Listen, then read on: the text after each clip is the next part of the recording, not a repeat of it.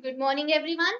सो कल हमने डिस्कस किया था ग्लूकोज का ब्रेकडाउन इन डिफरेंट पाथवेज, जिसमें मैंने बताया था कि ग्लूकोज पायरुवेट में कन्वर्ट होती है, देन उसके बाद में तीन डिफरेंट पाथवेज में जाती है, in absence of oxygen, lack of oxygen and in presence of oxygen.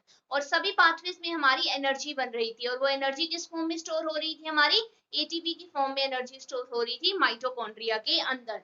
अब हम बोल रहे हैं कि डिफरेंट ऑर्गेनिज्म जो है, मैक्सिमम ऑफ द ऑर्गेनिज्म जो है एरोबिक रेस्पिरेशन करते हैं। एरोबिक रेस्पिरेशन ऐसी रेस्पिरेशन जो ऑक्सीजन की प्रेजेंस में वो लोग करते हैं। तो ये इंश्योर होना बहुत जरूरी है कि उनको सफिशिएंट एनर्जी मिल रही है, सफिशिएंट ऑक्सीजन मिल रही है या नहीं मिल रही, कि जितनी उनको ऑक्सीजन की डिमांड है क्या उतनी ऑक्सीजन की डिमांड उनकी पूरी हो रही है या नहीं हो रही है।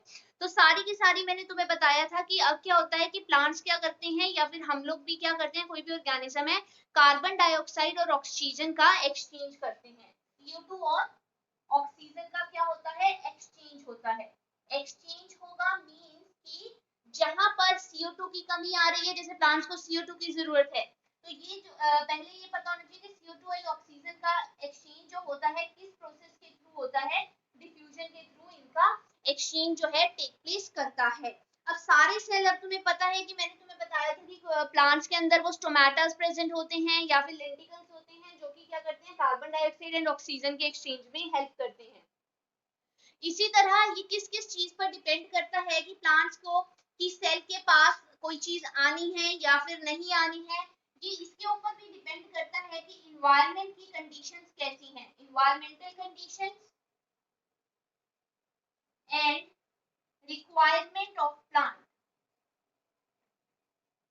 इन दोनों के ऊपर डिपेंड करता है, इन दोनों के ऊपर डिपेंड करता है कि CO2 जो है या ऑक्सीजन जो है सेल के पास जानी है, सेल के अंदर जानी है, या सेल से आउट जानी है, सेल से दूर जानी है या सेल के अंदर जानी है। इसी तरह वही बात है कि सेल से बाहर जाने का मतलब क्या है? कि एयर के अंदर जानी है। सेम विद ऑक्सीजन, की ऑक्सीजन सेल के अंदर आएगी या फिर सेल से बाहर जाएगी, डिपेंड करता है। ये चीजें, दोनों चीजें किस पर डिपेंड करती है? इन्वायरमेंटल कंडीशंस के ऊपर और रिक्वायरमेंट के ऊपर। मतलब क्या है कि हमेशा ऐसा नहीं होता है कि प्लांट फोटोसिंथेसिस करते हैं। अब तुम लोगों को पता है प्लांट फोटोसिंथेसिस करते हैं दिन के टाइम पर, तो कार्बन डाइऑक्साइड प्रोड्यूस होती है जो कि उनकी बॉडी यूज करती है, और ऑक्सीजन का वो क्या करते हैं? रिलीज आउट कर देते हैं। जिस टाइम पर क्या होती है? फोटोसिंथेसिस हो रही है, प्लांट फोटोसिंथेसिस करते हैं। कब करते हैं? इन डे, दिन के टाइम पर, दिन के टाइम पर जब प्लांट फोटोसिंथेसिस करते हैं, उस टाइम पर क्या होता है कि प्लांट्स क्या करते हैं? CO2 को सेल के अंदर लेकर जाते हैं और ऑक्सीजन को क्या करते हैं? सेल के बाहर कर रहे हैं। ठीक है, ये एक तरह से प्लांट की रेस्पिरेशन हो रही है, जिसमें वो क्या कर रहे हैं? कार्बन डाइऑक्साइड ले रहे हैं और ऑक्सीजन को क्या कर रहे हैं? रिलीज कर रहे हैं। पर जरूरी नहीं है हमेशा ऐसा ही होगा। रात के टाइम पर क्या होता है, या डेजर्ट प्लांट्स क्या करते हैं? नाइट, नाइट के टाइम पर क्या होता है? दिन के टाइम पर तो कार्बन डाइऑक्साइड सेल के अंदर जा रही है और ऑक्सीजन बाहर आ रही है, लेकिन रात के टाइम पर क्या होता है? जब प्लांट्स को एनर्जी की जरूरत होती है, उस टाइम पर तो फोटोसिंथेसिस हो नहीं रही होती, तो उस टाइम पर प्लांट्स क्या करते हैं? CO2 बाहर जाती है उस टाइम पर प्लांट से, और ऑक्सीजन क्या होती है? सेल के अंदर आती है। तो अगर तुमसे कोई क्वेश्चन पूछे, is it necessary that plants always do photosynthesis, no respiration is done, या फिर ये पूछा जाए it is necessary that plant always take in CO2 and always release oxygen, तो आंसर बोलोगे नो। दिन के टाइम पर तो प्लांट कार्बन डाइऑक्साइड को अंदर लेकर आते हैं और ऑक्सीजन को बाहर करते हैं, बट रात के टाइम पर क्या होता है? प्लांट्स जो है CO2 को रिलीज करते हैं और ऑक्सीजन को लेते हैं। तो ये मेजर एक्टिविटीज जो है रात के टाइम पर होती है। तो उस टाइम पर oxygen release is the major event होती है। जिस टाइम पर, रात के टाइम पर तुम्हें याद रखना है ऑक्सीजन रिलीज होगी, रात के टाइम पर CO2 रिलीज होगी। तो ये उल्टा चलता है दिन और रात का। तो ये कॉन्सेप्ट तुमने याद रखना है, इससे रिलेटेड तुमसे क्वेश्चन पूछे जा सकते हैं। ठीक है, तो आज हमने ये जो किया, एरोबिक रेस्पिरेशन और कार्बन डाइऑक्साइड ऑक्सीजन का एक्सचेंज कैसे हो रहा है, और दिन के टाइम पर क्या सिर्फ फोटोसिंथेसिस होती है, कभी भी प्लांट रेस्पिरेशन नहीं करते हैं, तो बोलोगे यस, रात के टाइम पर वो करते हैं, CO2 का रिलीज आउट करते हैं, ऑक्सीजन का इनटेक करते हैं। देन उसके बाद में नेक्स्ट चीज जो हमने करनी है, अब क्या है, एनिमल्स के पास डिफरेंट ऑर्गन्स होते हैं जिसके थ्रू वो ऑक्सीजन का इनटेक करते हैं अपने इन्वायरमेंट से। तो इसके अलावा एनिमल्स के पास डिफरेंट ऑर्गन्स होते हैं ऑक्सीजन इनटेक करने के लिए एंड CO2 रिलीज करने के लिए। ये हम प्लांट्स की बात नहीं कर रहे हैं, अब हम एनिमल्स की बात कर रहे हैं। तो एनिमल्स में डिफरेंट ऑर्गन्स हैं ऑक्सीजन लेने के लिए और इन्वायरमेंट से और कार्बन डाइऑक्साइड को रिलीज करने के लिए। अब दो टाइप के ऑर्गेनिज्म आ जाएंगे, एक होते हैं टेरेस्ट्रियल ऑर्गेनिज्म। टेरेस्ट्रियल ऑर्गेनिज्म क्या करते हैं, ऑक्सीजन का इनटेक करते हैं डायरेक्टली फ्रॉम एटमॉस्फेयर। एटमॉस्फेयर से डायरेक्टली वो क्या करते हैं, ऑक्सीजन लेते हैं, ठीक है। बट एनिमल्स जो पानी में रहते हैं, एक्वेटिक एनिमल्स जो वाटर के अंदर रहते हैं, वो लोग क्या करते हैं, उनको पानी में रह रहे हैं तो वो ऑक्सीजन लेते हैं डिसॉल्व्ड इन वाटर। जो पानी के अंदर घुली हुई ऑक्सीजन होती है वो उसका इनटेक करते हैं। जो टेरेस्ट्रियल ऑर्गेनिज्म है वो ऑक्सीजन को लेते हैं डायरेक्टली फ्रॉम द एटमॉस्फेयर। अब हमें भी अगर ऑक्सीजन लेनी होती है, हम अपनी भी बात करें, तब क्या होता है, हम डायरेक्टली एटमॉस्फेयर से, एयर से ऑक्सीजन ले लेते हैं। तो यहाँ पर भी एक्वेटिक ऑर्गेनिज्म जो है वो पानी में घुली हुई लेते हैं ऑक्सीजन, और टेरेस्ट्रियल ऑर्गेनिज्म क्या लेते हैं, डायरेक्टली क्या करते हैं, वो क्या करते हैं, डायरेक्टली एटमॉस्फेयर से ऑक्सीजन लेते हैं। अब यहाँ पर जो मेन चीज तुमने याद रखने वाली है वो ये है कि जो ऑक्सीजन डिसॉल्व्ड वाटर में होती है वो लो होती है as compare to the atmosphere. क्या बोला मैंने, जो ऑक्सीजन पानी के अंदर, अब देखो ऑक्सीजन एटमॉस्फेयर में डायरेक्टली आ रही है तो ऑब्वियसली एटमॉस्फेयर के अंदर ऑक्सीजन क्या होगी, ज्यादा होगी, और पानी में घुली हुई ऑक्सीजन क्या होगी, एज कंपेयर टू कम होगी। वो ऑक्सीजन क्या होगी हमारी, कम होगी। तो क्या होता है कि अब जो ऑर्गेनिज्म पानी के अंदर रहते हैं उनका क्या होता है, उनको ऑक्सीजन की जरूरत है और उनको लो ऑक्सीजन मिल रही है। तो रेट ऑफ ब्रीदिंग जो है, rate of breathing, rate of breathing किसका, सांस लेने का, एक्वेटिक ऑर्गेनिज्म का, एक्वेटिक ऑर्गेनिज्म का क्या होता है, फास्ट होता है, फास्टर। क्यों, क्योंकि फास्टर किससे, फास्टर देन टेरेस्ट्रियल ऑर्गेनिज्म।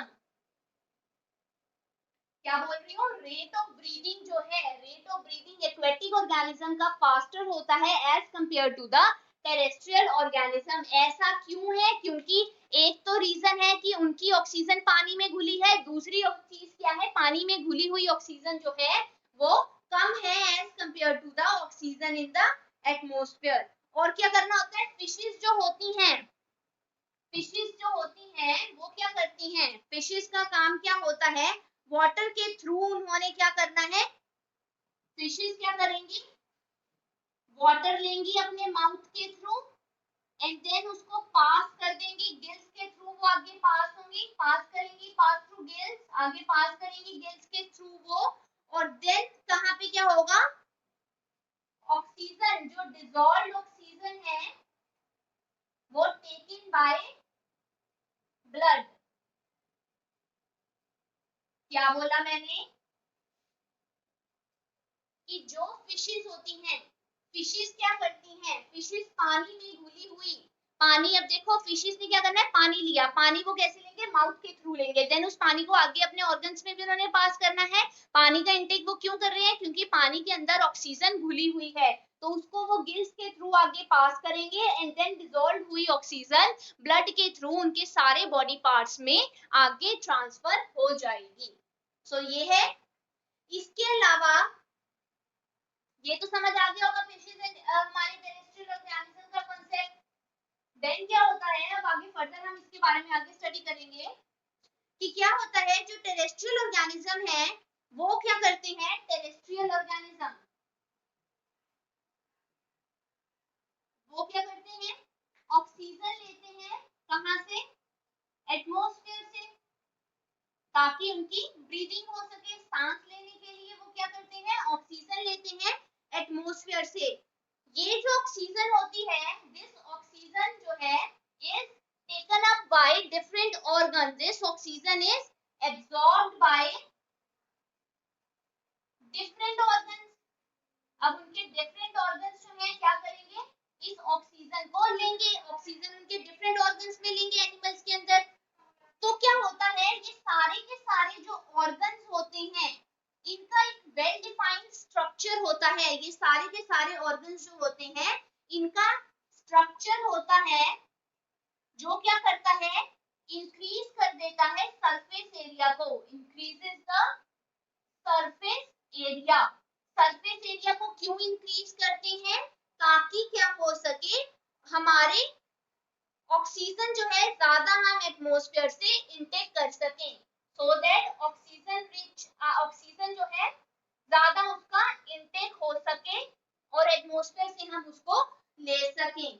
ठीक है, तो ये जो सरफेस है, अब देखो मैंने क्या बोला, टेरेस्ट्रियल ऑर्गेनिज्म ऑक्सीजन लेंगे, ऑक्सीजन कहाँ से लेंगे, वो एटमॉस्फेयर से लेंगे, एटमॉस्फेयर से ऑक्सीजन लेंगे ताकि वो क्या कर सके, ब्रीदिंग कर सके, सांस ले सके। और ये ऑक्सीजन जो है, फिर ये ऑक्सीजन सांस लेकर जो हमारे ऑक्सीजन ली, वो ऑक्सीजन जो है डिफरेंट डिफरेंट ऑर्गन्स के पास वो हमारी आगे ट्रांसफर होती है। अब जितने भी ये ऑर्गन्स हैं इनका एक पर्टिकुलर स्ट्रक्चर होता है। ये स्ट्रक्चर किस लिए होता है, या फिर ये स्ट्रक्चर जो है, ये स्ट्रक्चर का काम है कि सरफेस एरिया को इंक्रीज करना ताकि हम ज्यादा से ज्यादा ऑक्सीजन जो है ले सकें। अब ये जो स्ट्रक्चर होते हैं, ये स्ट्रक्चर्स क्या करते हैं, इन्हीं सरफेसेस के अराउंड हमारा CO2 एंड ऑक्सीजन का एक्सचेंज होता है। इन्हीं सरफेसेस के अराउंड हमारा क्या होता है, CO2 एंड ऑक्सीजन का एक्सचेंज होता है। इसीलिए दैट इज व्हाई ये जो स्ट्रक्चर है, ये जितने भी स्ट्रक्चर्स होते हैं, they are very fine and delicate, क्योंकि इन्हीं स्ट्रक्चर्स के हम अराउंड हमारा गैसेस का एक्सचेंज होना है। इसी वजह से ये जो स्ट्रक्चर होते हैं बहुत फाइन एंड डेलिकेट होते हैं।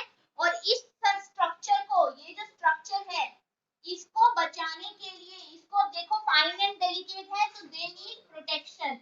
तो इनको किस चीज की जरूरत है, प्रोटेक्शन की जरूरत है। तो प्रोटेक्शन इनको कैसे मिलती है, प्रोटेक्शन इनको मिलती है कि इन सरफेसेस को, इन स्ट्रक्चर को क्या किया जाता है, placed inside the body, body के अंदर इनको प्लेस किया जाता है ताकि इनको क्या मिल सके, इजीली इनको प्रोटेक्शन मिल सके।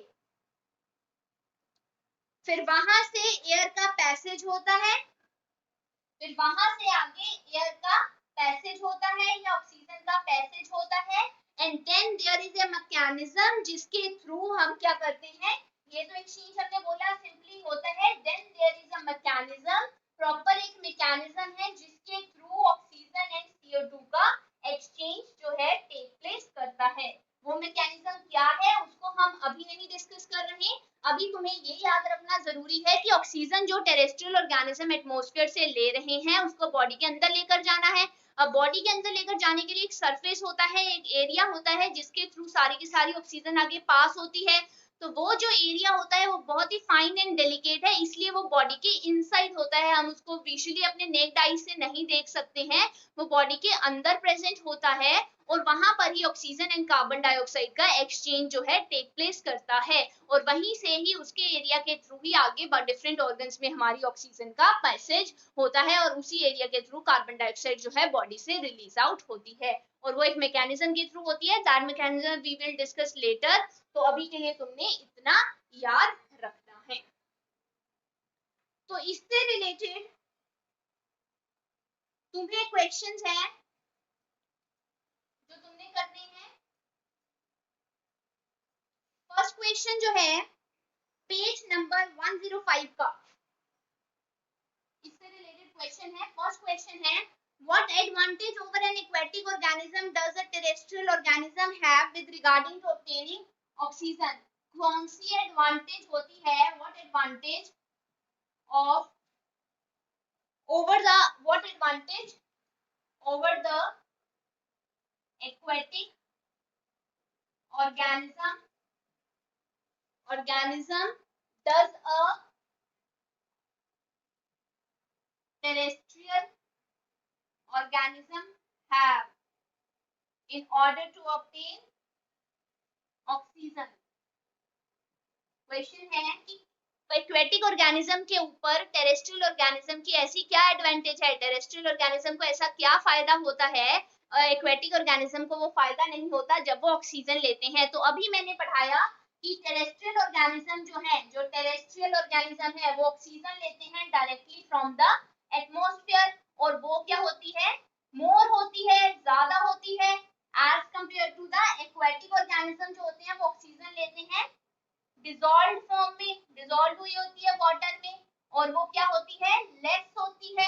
एक तो ये चीज हो गई, ठीक है। सेकंड पॉइंट जो है, एक्वेटिक ऑर्गेनिज्म जो ऑक्सीजन डिसॉल्व फॉर्म में ले रहे हैं वो फास्टर लेते हैं, ज्यादा लेते हैं, क्योंकि जो उनके अंदर एक कंपटीशन है, क्योंकि ऑक्सीजन क्या है, कम है। बट जो टेरेस्ट्रियल ऑर्गेनिज्म है उनको ऑक्सीजन फास्टर लेने की जरूरत नहीं होती है। तो ये एडवांटेज है जो टेरेस्ट्रियल ऑर्गेनिज्म की होती है ओवर द एक्वेटिक ऑर्गेनिज्म। और क्वेश्चन ये है, देन सेकंड क्वेश्चन है, what are the different ways, what are the different ways in which glucose is oxidized in various pathways? तो कल मैंने करवाया ये क्वेश्चन तुम्हें कि कौन से डिफरेंट वेज है जिससे ग्लूकोज जो है ऑक्सीडाइज होती है डिफरेंट पाथवेज में। फिर वही करोगे, ग्लूकोज से पायरुवेट बनकर आता है, और वो चार्ट प्रॉपर बनाओगे जो कल तुम्हें बताया था, एब्सेंस ऑफ ऑक्सीजन वाला, लैक ऑफ ऑक्सीजन वाला और प्रेजेंस ऑफ ऑक्सीजन वाला। एंड देन हमारे प्रोडक्ट्स बनकर आते हैं, इथेनॉल CO2, यहाँ पे लैक्टिक एसिड बनकर आता है, यहाँ पे हमारा कार्बन डाइऑक्साइड एंड वाटर बनकर आता है। तो ये क्वेश्चन के अंदर तुम आंसर करोगे। तो यहाँ पर ही हमारे दो क्वेश्चन इन टॉपिक से रिलेटेड कवर होते हैं। आज के लिए हम इतना ही करेंगे, कल हम वो मैकेनिज्म डिस्कस करेंगे जिसके थ्रू ऑक्सीजन का इंटेक होता है बॉडी के अंदर। Thank you very much.